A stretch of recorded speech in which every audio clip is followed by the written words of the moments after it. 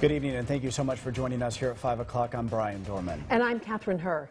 The family of 51-year-old Victor Becerra is demanding justice.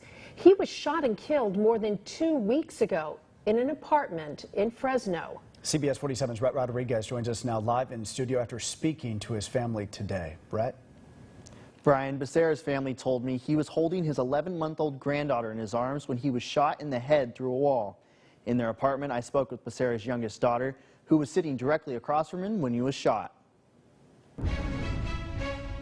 And then he got on his phone. He was carrying his granddaughter. It was only 11 months in his hand. And then, out of nowhere, you just hear a loud explosion and you see smoke. And then you just see the baby fall out of his hands.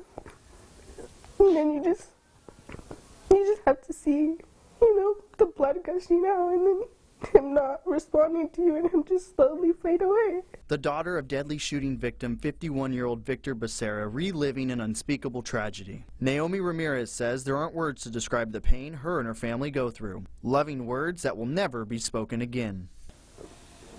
Won't ever heal. Needs their dad, and it's he's not gonna be there. I won't ever hear the words "I love you" from my dad anymore. All we wanted is just to put this all to rest.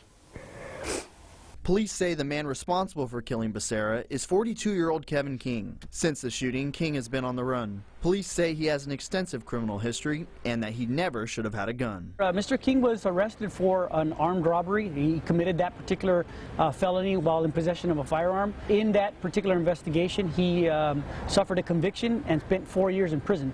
He also has a domestic violence history and a history of DUI.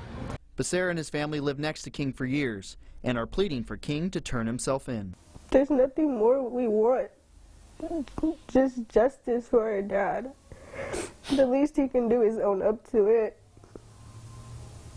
We've been neighbors with them for 4 years.